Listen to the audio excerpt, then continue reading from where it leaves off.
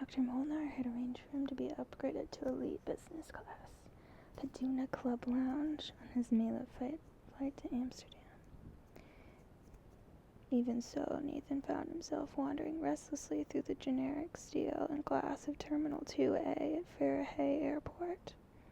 Unlike Naomi, who would immediately bury herself in her laptop the instant she arrived, Nathan considered airport downtime an opportunity for people watching.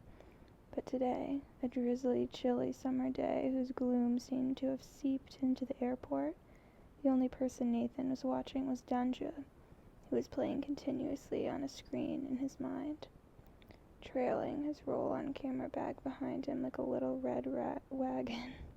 Nathan heard her say the terrifying, outrageous things she said she couldn't help but thinking, but had no one to say them to until she met Nathan. "What will I do when you leave me? Who will want me?" "I'm not so special. If I want you. You're gorgeous. You'll have as many lovers as you want." "So many women have cancer now. Do you think a new aesthetic can develop?" "Cancer beauty? I mean, if there could be heroin chic, the aesthetic of the death-wishing drug addict? Will non-cancerous women be begging their cosmetic surgeons to give them fake node implants under their chins and around their necks, under their arms, in their groins? So sexy, that fullness. And it works so well as an anti-aging technique to fill out that sagging turkey neck. Who wouldn't want it? And the jewelry, the titanium pellets piercing those tits. So S&M bondage." Danja kept talking in Nathan's head as he segued into a parallel inner dialogue with her about health and evolution, about the theory that concepts of beauty were not just concepts, but perceptions of indicators of reproductive potential, and therefore of youth, about selfish genes using our bodies as vehicles only to perpetuate themselves, about how perhaps cancer genes could begin to make their own case for reproductive immortality as well. And so they, too, would put immense pressure on cultural acceptance of formerly taboo concepts of beauty, concepts which used to indicate disease and nearness to death, but now mesmerized and seduced and mimicked youth and ripeness and health. And so her little fantasy of a culture forming around her own dire straits could theoretically— it wasn't a conversation they actually had, but if he were Naomi, he'd probably be texting or emailing or instant messaging Danja right now using that Naomi-esque stream of semi-consciousness that had flowed over him so often in the 4 years they had been together. Naomi never let anybody go, and she used her unique, potent mixture of technology and witchiness to do it, whereas Nathan was only too happy to disconnect, to remove you from his friends list and leave you dangling in the ether of cyberspace. Naomi thought that Nathan was ruthless with his friends. Nathan thought Naomi was compulsively, obsessively possessive. But what was Danja? Despite the sex and the intimacy, she was the subject of a piece, and his subjects often tried to keep up a correspondence with him, sometimes clinging with an unhealthy, creepy desperation to that special moment in their lives. They couldn't accept that their time was up, that the piece about their arcane, provocative medical condition had been published, and that Nathan was now permanently out of their lives. Naomi's subjects usually ended up behind bars or executed, and that neatly limited flow back, as Nathan called it. Of course, Danja was certain she would be dead in a few months, and that would neatly limit flowback as well. Their last conversation had taken place in the Molnar Clinic's horrid recovery room, after her breasts had been duly cut open and many small tumors had been removed under the cold blue surgery lights that transformed her flesh into silicone and her blood into magenta paste. He sat on the same plastic chair, although this time she was in the bed by the door, and there were 3 other patients rustling and moaning in the room. "Do you enjoy that?" she asked. "It made it easier knowing that I had an appreciative audience." Molnar seemed confident of success. "I enjoyed that part of it," said Nathan. Danja laughed. Mona is just talking about the mechanics of tumor removal. That's a success. He knows I'm not going to last long, but he doesn't really consider it to be his problem. Would it hurt for you to be more positive? Oh, Nathan, it hurts when you become sentimental and ordinary. Why would you ever do that? Ouch. Did you get the good pictures? Were they shocking? Will Molnar put them up on his wall and excite his customers eating their goulash? Should I make a pun about goulash? Goulash? I get it, said Nathan, still stung, unable to smile. If she did recover, what would they talk about? Her dream of going back to architecture school at the University of Ljubljana and building luxury houses on the banks of the Sava with her father. How ordinary and sentimental would that be? I got some very good shots of your operation. I'm not sure that you'll like them, but I'll email them to you if you want me to. Dunja took his hands in hers and pulled him towards the bed. He tried to lurch his chair forwards, but it was too flimsy, bending and twisting until it popped out from under him, leaving him standing in a half-crouch like a jockey. She laughed again, and he took a step and settled on the bed, the lowered metal side rail digging into his thighs, no matter how he shifted his weight. Did it turn you on, those Zoltan cuts into my breasts? I almost convinced him to give me just a local anesthetic, but he copped out. Nathan enjoyed Dunge's sporadic 60s drug rock lingo and wanted to ask her exactly who she learned her English from, but it never was the right moment. Dunja, I'm not a sadist. I'm not a bondage freak. It really brought me down to see you getting cut up. Dunja became quiet, still. What he had just said, his expression of sexual normality, was not what she wanted to hear. He knew she would take it as rejection. He spoke very gently, skating on perversely thin ice. When you recover from this, when you're healed completely, you'll still be incredibly attractive to me. I mean, your disease and your treatment are not what make you sexy and beautiful. Dunge's elegant, big hands covered Nathan's, squeezed them gently and pulled at them, shook them in slow motion as though trying to reason with him through them, hoping that unspoken arguments would travel up his arms and down to his heart. Nathan, oh Nathan, you are really so sweet and lovely. But I have markers in my genes that say my cancer was destined to metastasize. And it's everywhere in my body, in my lymph nodes. You felt them and caressed them, and you know it's true. I'm not going to get out of this one. I'm really not. But Molnar told me. Molnar is a very strange and flaky man. He is a surgeon, a mechanic.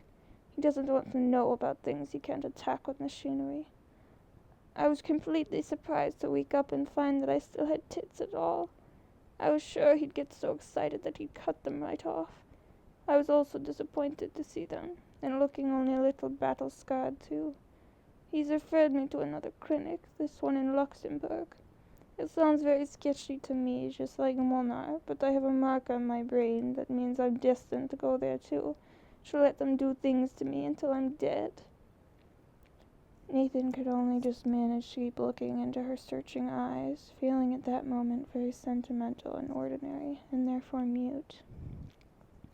Could he really say anything about classical concepts of art, and therefore beauty, based on harmony as opposed to modern theories, post-industrial revolution, post-psychoanalysis, based on sickness and dysfunction?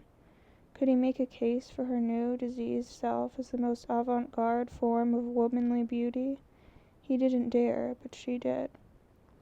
Well, I'm still alive. I'll have nothing special left to seduce with except the scent of dying. That will be my lethal perfume. And I want it to be what seduced you, you see, because that's my future. And I don't want to live it alone. So you might find me calling you to give advice to my next lover. I might want you to encourage him to go deep into me and not be afraid. I might call you one night and ask you to fly me and then strangle me to death while you fuck me from behind. Why not? Why waste the situation? Dunja paused, her eyes never stopping their desperate search of his eyes. She smiled a freakishly kind, loving smile. "Would you come to me, Nathan? Would you come to me then, if I called you?" Nathan headed for the sliding glass doors of the Molev Tuna Club lounge.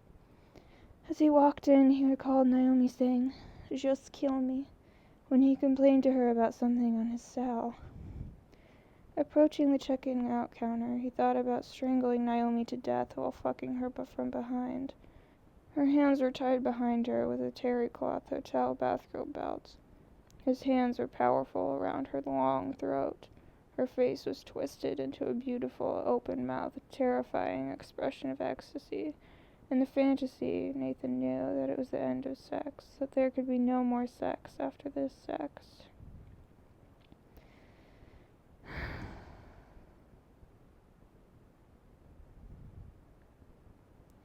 At the desk, an extremely unattractive and excessively uniformed matron, that cloying red scarf, printed with little multicolored styled wings, explained to Nathan why the photocopied membership card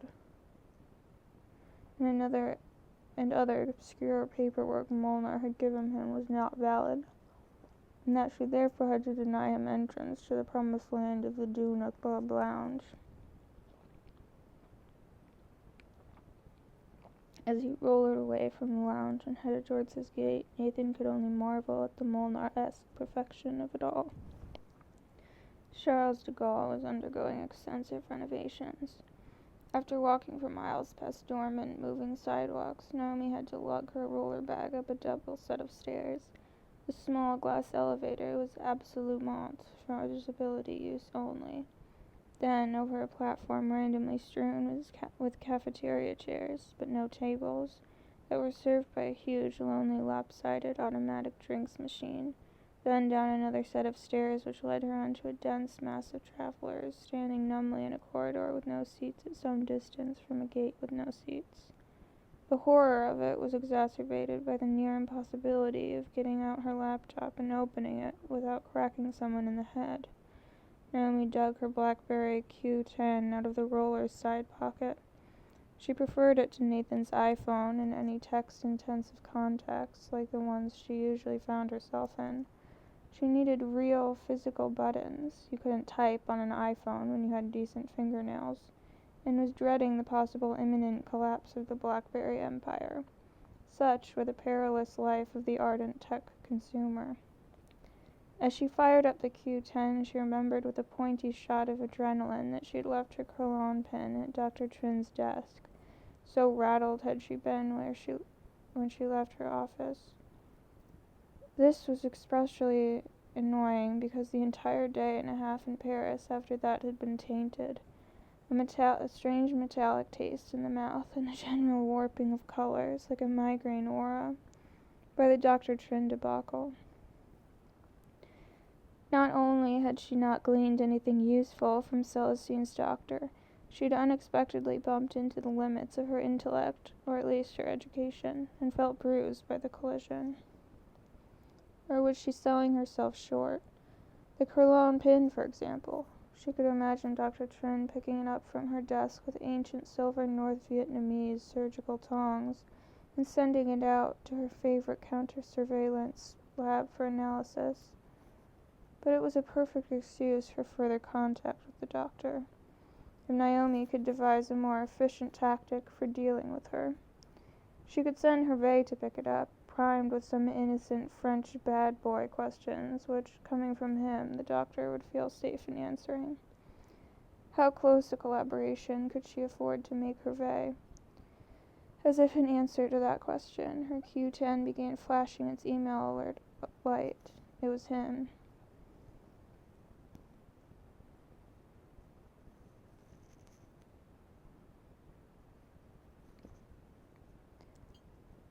"You did not get very good reviews from Dr. Trin," he wrote.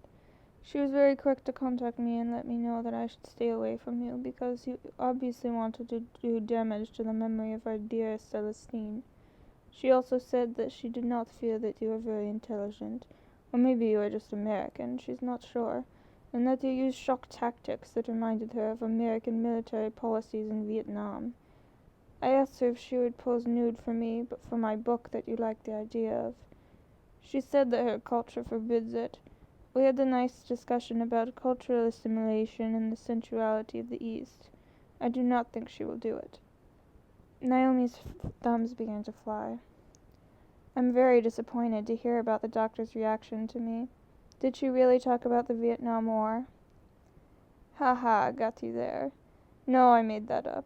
She did say that she didn't trust you, though, and that you deliberately left some pin or something in her office as a kind of symbolic marker or presence. Do you know what she's talking about? Did you really ask her to pose nude for your book? Yes, all that is true. Does that mean that she was Celestine's lover? Yes, I was once in bed with both of them. One day I'll tell you about that. It was very interesting. It made me think of Karl Marx. Was there anyone in the arrested guy's life together that they didn't? The corridor which was lined with glass had become unbearably hot as the sun edged over it, and the constant irritated nudging through the waiting crowd by passengers trying to get to their baggage or some other flight was ramping up the general hostility. Someone stubbed his foot on Naomi's roll-on and tapped and rammed her with his shoulder so hard she could feel the density of his bone and muscle. It felt intentional, a punishment, and Naomi gasped, causing her to inadvertently hit the send button on her phone. Now other people started to wedge their way through the gap that Naomi had left as she stepped forward under the blow, and she was separated from her camera bag. She rotated herself on the spot so she was confronting the surge and worked her way back to her roller. Facing that direction, she saw the marquee from an airport electronics chain, and with her bag safely back in hand, she plunged towards the oasis of the kiosk. In the corner of the room between the minibar and the TV dresser unit crouched 2 sets of unopened bags, 2 camera rollers, 2 backpacks, 2 small black Samsonite 4-wheel Crusair spinner suitcases with faux carbon fiber weave finish.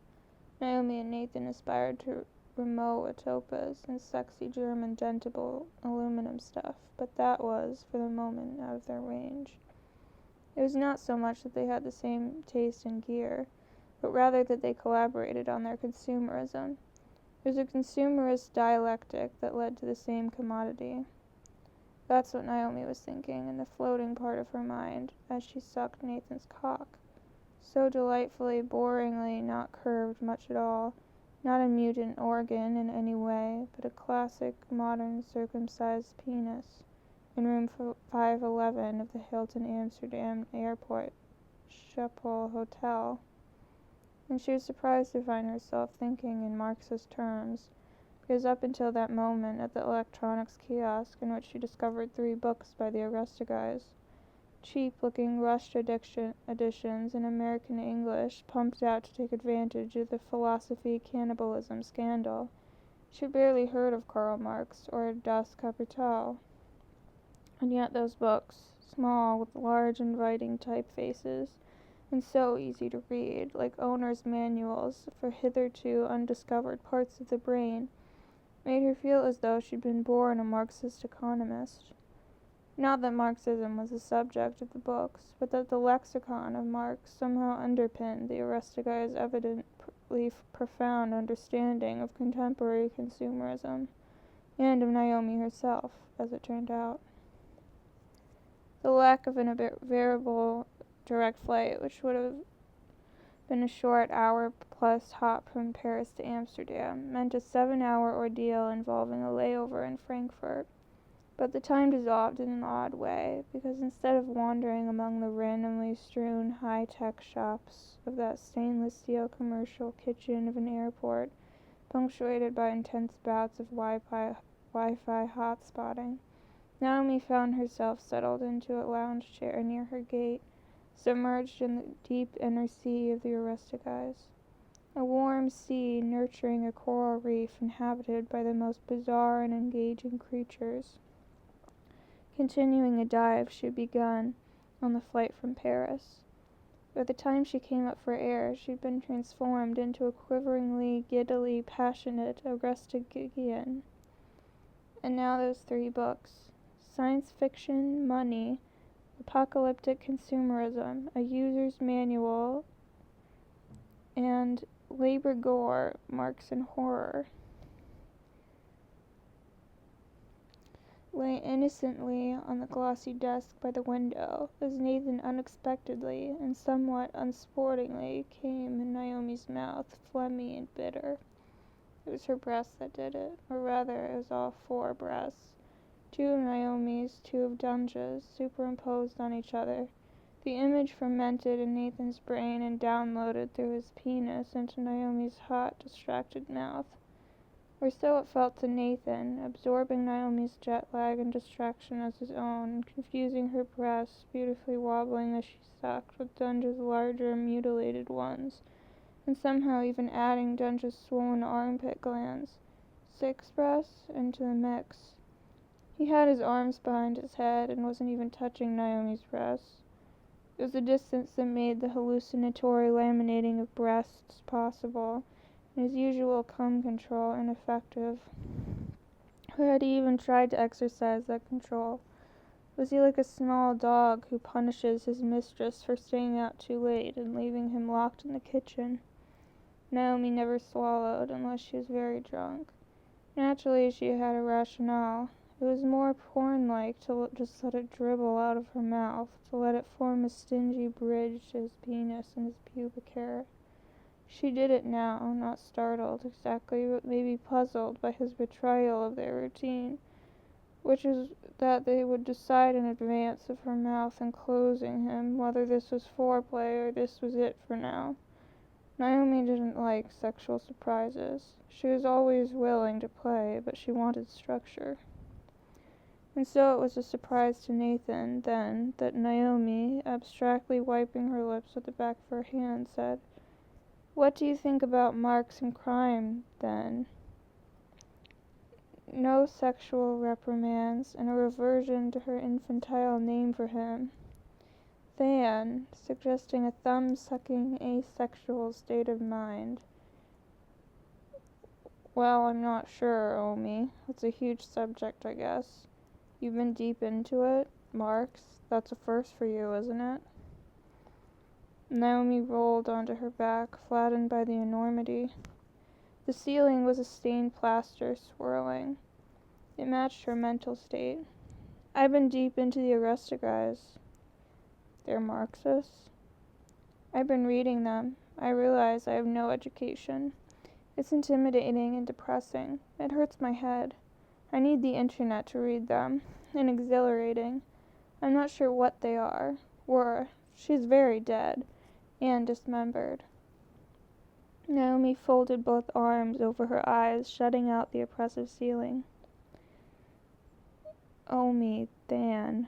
Nathan began the cursory wiping of his penis with an obscure corner of the bedsheets, a habit Naomi had forced herself to decide was endearing. Was it a passive-aggressive statement? Did he hold off doing that when she swallowed? She couldn't remember. "That's us," he said. "Omi Than. We sound like a Vietnamese gynecologist." Naomi shook her head under her arms. "So weird that you say that. So weird." Because there is a Vietnamese gynecologist in my life. Or almost. Nathan unfolded and rolled back over to face Naomi. To face Nathan, lips still sticky. Celestine's GP, Dr. Fan Trin. She definitely had an intimate knowledge of her patient's vagina. And a Marxist? A criminal? "Dr. Trin? No, but I was thinking about Aristide when I said that." "A Marxist and a criminal?" Nathan rolled off her side of Naomi rolled off her side of the bed and squatted beside her camera roller.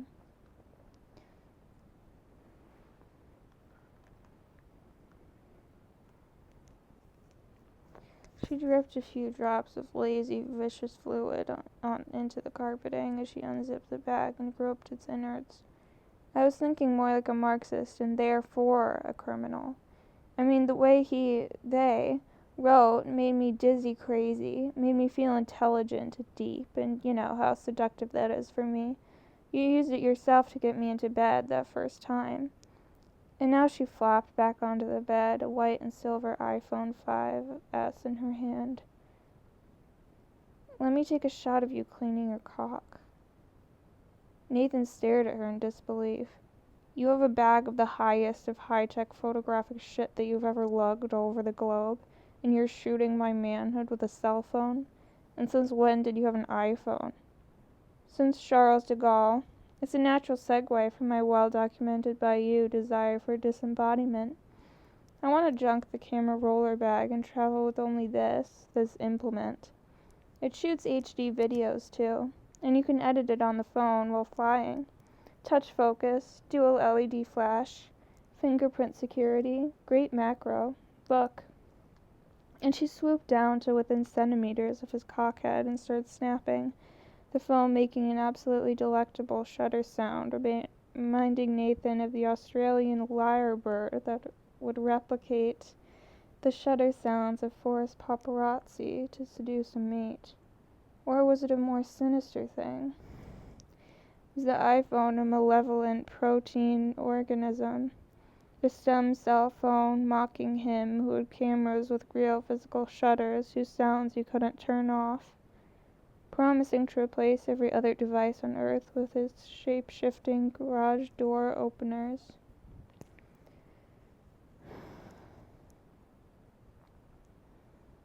With its shape-shifting garage door openers, solar timers, television remotes, car keys, guitar tuners, GPS modules, light meters, spirit levels, you name it. And now meet Blitzschicht. The LEDs embedded in the glass back of the phone blasted the tip of his cock with 5,400 Kelvin degrees of cool blue daylight. He thought he could feel it. She held the phone up to his face. You see how the flash throttles down for the macro shot? Perfectly exposed, matches ambient color temperature, doesn't blow at your cock as it were.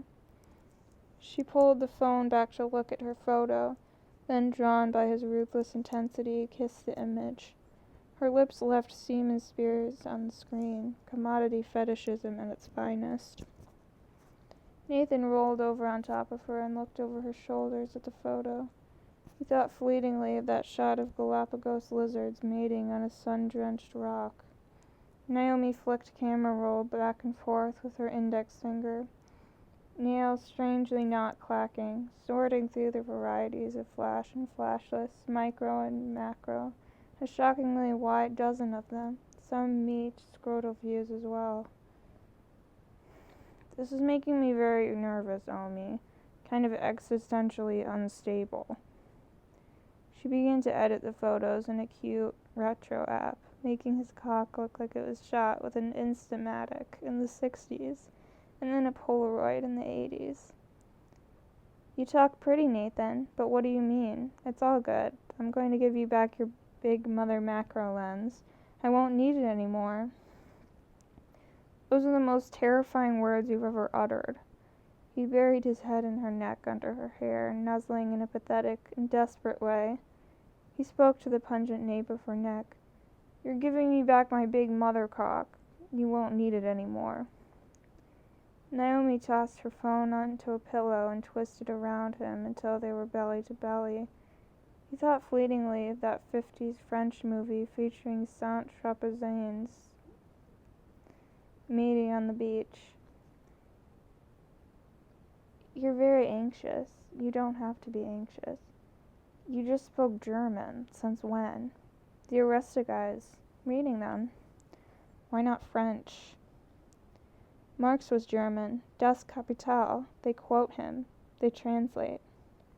Marx talked about Blitzschicht. Marx talked about Blitzschicht. He was into flash photography. He was an all-arounder, a lateral thinker. So Marx, the guy who forced your French guy to murder and eat his wife. Maybe not forced, induced, inspired. That's the way I read it. That's the other thing. You're the one who doesn't read, not books. Naomi tried to shake him off, but he let his muscles go limp, made himself as heavy as that iguana. She had to breathe when he breathed. Where's your BlackBerry? I'm suffocating. Me too. Where? Naomi grabbed his hair and pulled his head back, and he spun off her.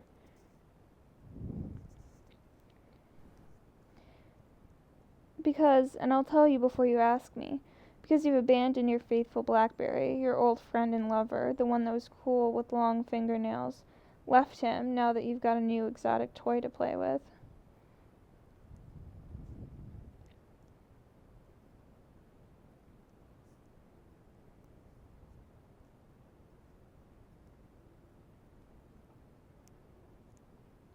Yeah, right, and you've cut your fingernails for the first time since we've been together. And it's not for last tango and Schiphol reasons either. It's for iPhone touchscreen sex. He dropped her hand and she protectively hid it under her hip. And I know you're serious about the Nikon withdrawal too. Nikon, that was our defiant consumerist thing. No Sony, no Canon, our badge of professionalism, our shared sex tech. So now you'll go with cool 8-megapixel Jello cam rolling shutter, no bounce flash iPhone hipness. And you'll leave me. You'll fly to Tokyo to have an affair with the French-Greek philosopher guy, who will then kill you and eat your breasts, and photograph your corpse with your iPhone. That's really fucking horrible to say all that. Wow. Naomi kicked at him with both feet in unison, like a cat on its back. That's probably the meanest thing you've ever been to me. That's probably the meanest you've ever been to me. She jumped off the bed, grabbed the iPhone from the pillow, and began to delete the Nathan's cock portrait photos, one by one, with violent, short-nailed jabs at the trash can icon while sing-songing, "Nathan's penis, delete, delete, delete." But of course a penis is not so easy to delete, and before long Nathan's was happily ensconced inside Naomi. It had amused Nathan the first time he noticed it, what he later thought of as theme sex. It was dizzy and dreamlike, like a Las Vegas sex room, or at least his imagining of that chimeric thing. And it had come from watching Mutiny on the Bounty, the Brando version. And his sex partner was Shyla Doms, who was just dark enough of eye and hair to support the Tahitian-themed rec room sex. The drums, the waves, the grass-covered thighs, and musky breasts. He felt he was underwater with her. It was so hot and humid, and there was a breeze, the drums, the first sigh of the east on his naked buttocks. And afterwards, after she jumped up and gone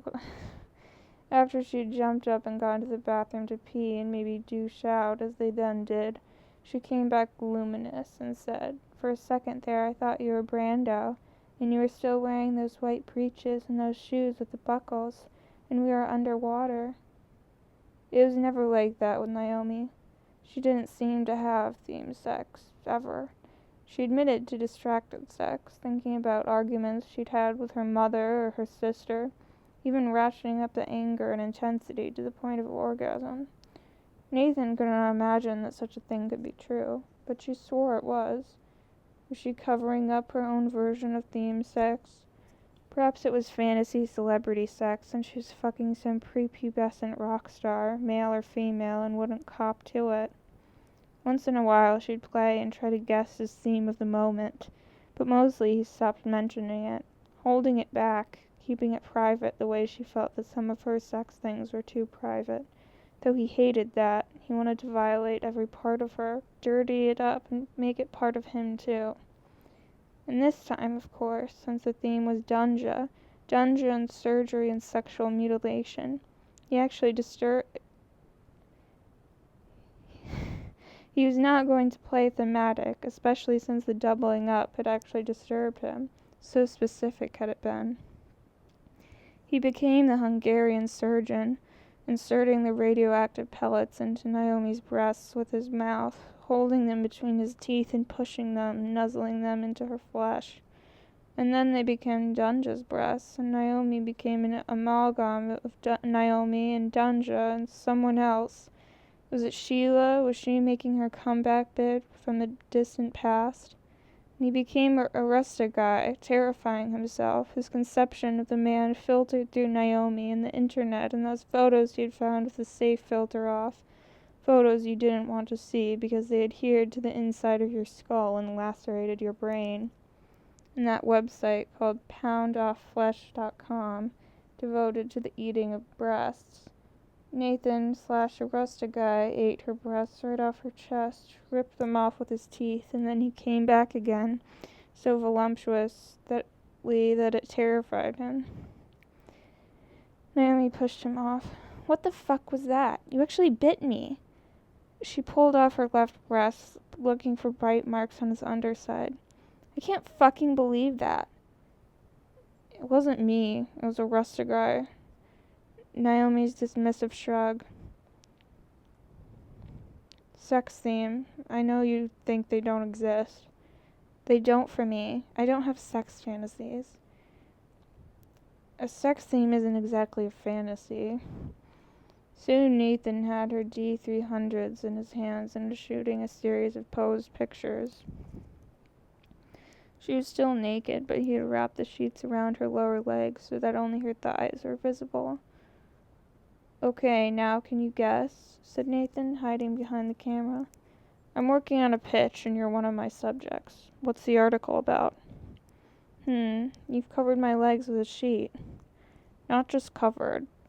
You've hidden them. Not just hidden. Nathan squeezed off some clattery shots as punctuation. Naomi's eyes went wide. You've amputated them. Ah, said Nathan. Naomi squirmed a bit, then readjusted the sheet. It's that one where people want to amputate parts of their bodies because they just don't feel like they're the shape they're supposed to be. They roam the earth looking for a doctor who will cut off a perfectly good arm or leg, an arm and a leg.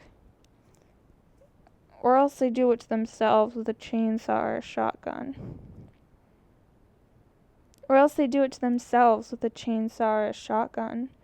Yeah, what's it called? Apotemnophilia. Yeah, body dysmorphic disorder on the street. Psychotherapeutic amputation. Amputee identity disorder with a twist of bioethics. It sounds juicy. Speaking of ethics, said Ethan, getting very close to her with the camera. I believe I might be experiencing a touch of acrotomophilia. What should I do about it? Said Naomi uneasily. I got the philia part.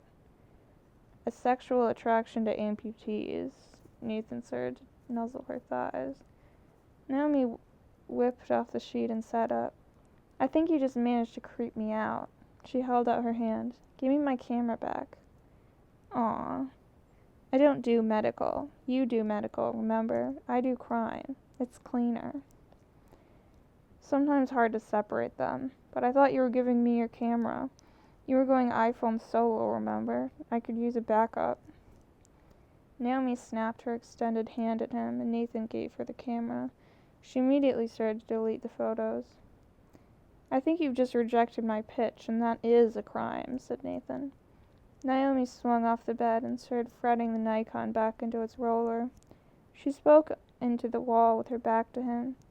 Hey, aren't you supposed to be going to Geneva for that, what was it, Worldwide Genital Mutilation Conference? Honestly, I think that's more interesting than the amputation thing. There were so many articles about it for a while, then it tanked into hotness oblivion. It's interesting about diseases, how they peak and tank. The politics of genital mutilation, now, that's endlessly hot. Thanks for the encouragement. I was thinking that my apotemnophilia piece would segue into that exact meditation. But never mind. The Geneva mutilation piece is off. No, I stay here in this hotel and finish the Hungarian thing, just in case there's something in Europe I missed and have to pick up. I email it to my agent, shamelessly begging him to get me the New Yorker. That's still Lance, isn't it? It is the same old Lance. Then maybe I'd just go home to New York City, to where you aren't. I hate that part. The New Yorker part. The part where we say goodbye, said Naomi, now sitting on the floor and playing with her new iPhone, still not looking at him. Nathan stood up and leaned against the windowsill. And you leave me alone in yet another hotel room, he said. Naomi looked up and flinched, almost startled to see him, as though he had just discovered an exotic bird at the window. Using the high dynamic range option, she took his flashless backlit pictures with the phone. I leave you desolate and alone. I go back to Paris.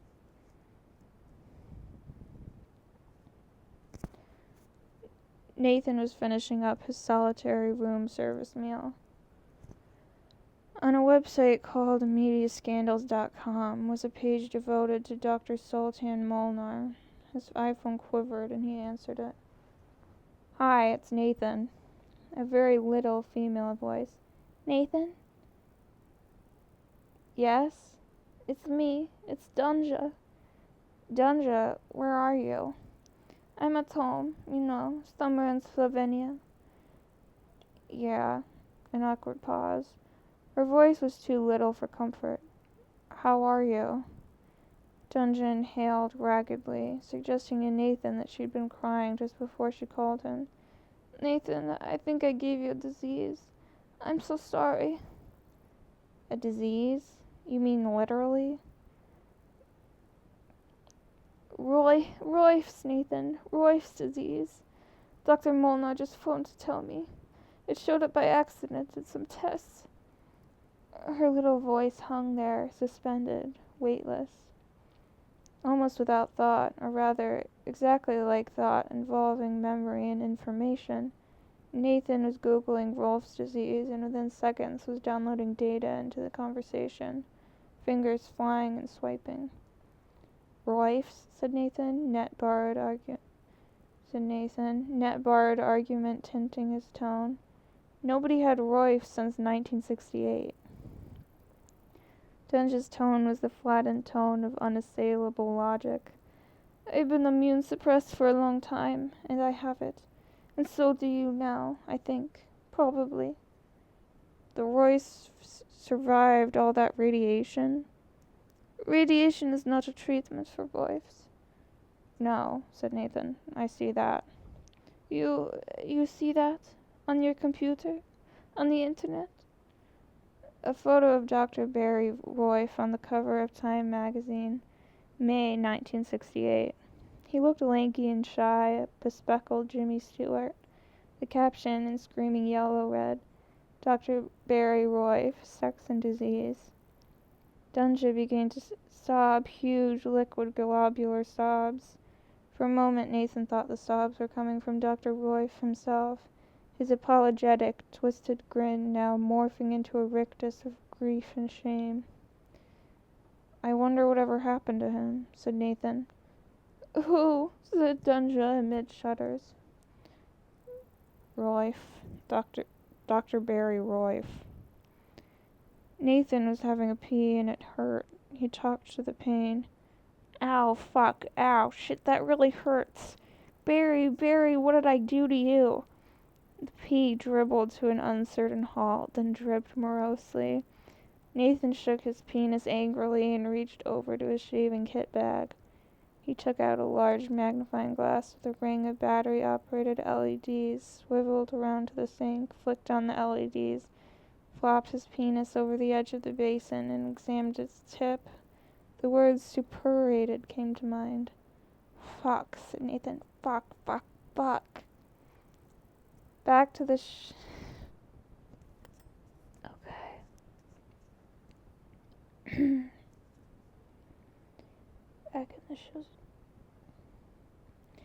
Back in the Schiphol airport lounge, despondent, he sat with laptop closed while others browsed with professional intensity. He hadn't finished his Hungarian piece, his Slovenian Dunja piece. The hotel room had started to feel like a disease ward, a holding component for infectious disaster. His phone released the frog trail that said Naomi. We'd have to consider changing her ringtone. The endangered frog species thing. Spooky, symbolic, something not good. Slide to answer. Yeah, hi, Nathan. I hear airport. Are you in the airport? Yeah, checked out early. You home? Well, the Krillon. Not exactly my home away from home. Comfy. I'll bet. You sound edgy. On Naomi's laptop was a grid of several horrific black and white photos under the heading Arrested Crime Scene Images.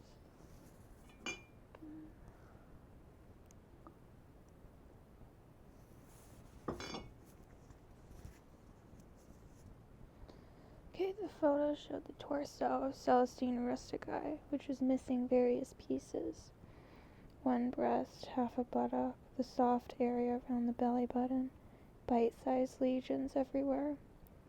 I'm back in my room, and I'm alone, and I'm freaked out. Nathan was surprised to hear Naomi mention being alone, something she never did. With social media, net, phone, camera, recorder, she never seemed to feel alone. Yeah? How come? Oh, the CSI photos of Celestine Rustici.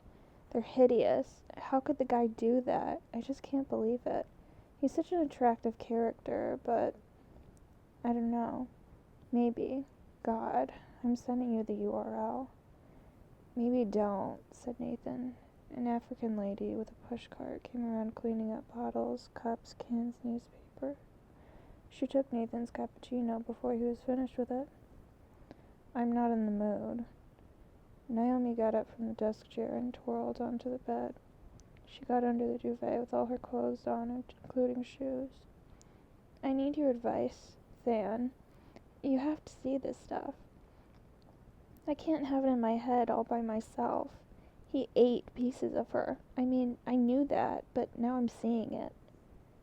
Nathan lifted the lid on his own Air, the third-generation one with no SD card slot. It was actually Naomi's hand-me-down. She needed that slot, she said. Needed it for photos, especially now that those little cards have become ubiquitous, even on pro cameras. He couldn't bring himself to press the power button. Is this crushing loneliness I feel just for you, or is it really underneath the harsh metallic edge of existential longing? That's the airport talking. Could be. Well, it's all for me, honey. Don't try to sidestep it. Feel it. I do feel it. Soon you'll be back home in our apartment and you'll feel cozy again, said Naomi. Nathan began to feel the eyes of his lounge mates flicking up at him. Why would they be listening? I'm not going right back to New York, NYC. I've been diverted to Toronto, Canada. Under her covers, Naomi felt a twinge of, could it be separation anxiety? Her nest wasn't busy enough. She slid out of her bed and began to gather electronic devices.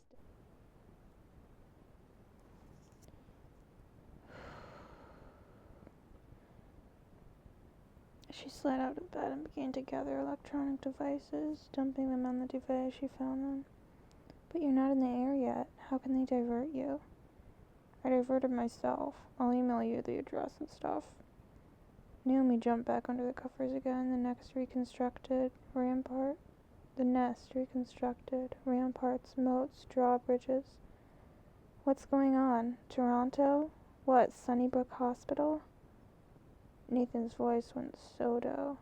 Paranoia thickened in his brain like Alzheimer's plague, as it always did when he got that shiver of a great idea for a piece. You remember Roif's disease?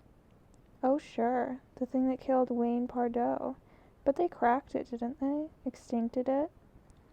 Only samples left in stainless steel containers. After that, pas grand-chose, as I recall. In itself, as diseases go, ultimately, pas grand-chose, no. But extinct, also no. You have a brilliant angle on it? Nathan's sharp, involuntary intake of breath went unremarked. Let's say compelling. I have a compelling angle on it. By now, Naomi was on the same page as Nathan had been on, with the Air, not the old MacBook Pro for the moment, and she was looking at Roy's house in Toronto in Google Street View. A freshly built faux chateau, Victorian kitsch pastiche of the worst kind. Oh well, what did you expect? An old Canadian Jewish doctor with some money. But nice, leafy street. Roy's here, isn't he? In Toronto. You're going to see him. Nathan had heard the rustle of Naomi's keyboard, but out of his inexpressible guilt he wanted to compliment her.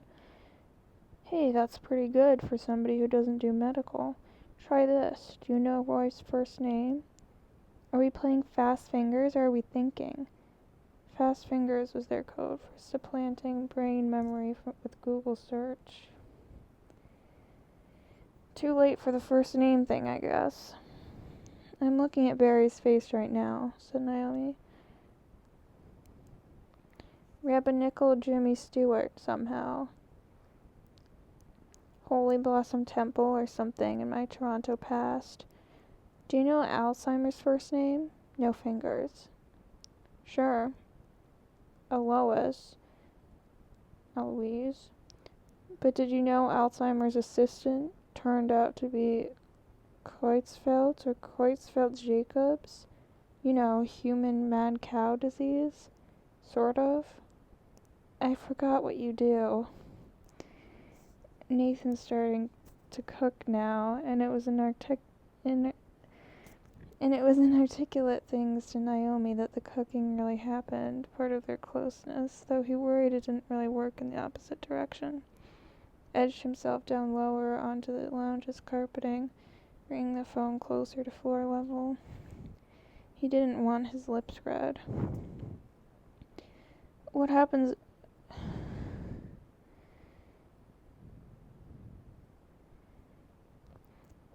if this guy, Barry Royf, the guy the disease is named after, what if he's lucky enough to discover another hot disease? Do they call it Royf's too? That would be lucky, Naomi said, drifting, fingers of her left hand working the iPad, her right the Air, both all over the net, and some juicy SMSs rolling in on the iPhone. The juiciest.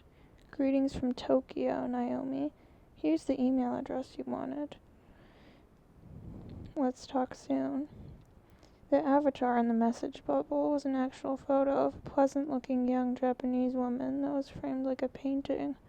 A little 3D rendered brass plate at the bottom of the antiqued frame bore the signature, Yours, Yuki. Nathan was himself drifting into an imagined conversation with Dr. Barry Royf. It helps with the research grants if your particular field of study touches a public nerve, don't you think? Is that it? Said Naomi. Is that your hook? Royf's too? The sequel? Naomi was never intentionally cruel unless attacked, but when she was browsing, her attention thinned out into dismissiveness. But Nathan was really pitching his story to Royf, not Naomi. But it's a great hook. I mean, it's about medical fame and all that comes with it. It's about the politics of medical grant giving, repression from the religious right, etc. It's about becoming a household name that's more feared than Creutzfeldt ever was. What kind of man would want that fame? Would he get depressed when they found a cure and his name disappeared from the front pages? It's workable. Will it get too sensational? Have you placed it? It's another spec piece, self-financed. Feels like the New Yorker, though, doesn't it? Annals of Medicine. Everything feels like that to you. This is different. Something about it is driving you. Something must be. Triggered by the Yuki text, Naomi had quickly left Royf to unearth new Arrest-A-Guy crime scene pages, all of them murky and suggestive of viral infections and weird Russian and Chinese spoofed URLs. That the pages themselves could feel diseased and virulent seemed appropriate, even oddly comforting. As though tracing her thoughts directly through her fingertips into its touch screen, her iPad, she named it Smudgy, disgorged a close-up of Celestine's severed head in the small refrigerator of the arrested guy apartment. "Oh God," said Naomi. "Oh, I just got another arrested guy atrocity hit.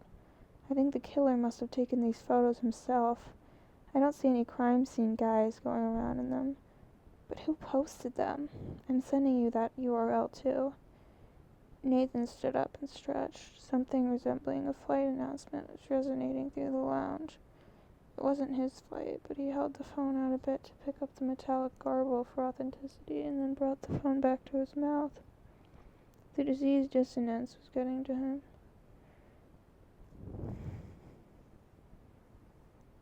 "Well, maybe I'll look at them in Toronto. Gotta go now. They're calling my flight. Adore you. Don't crumble." "Je t'adore aussi." Naomi touched the red end button and was instantly back in the arrested guy apartment.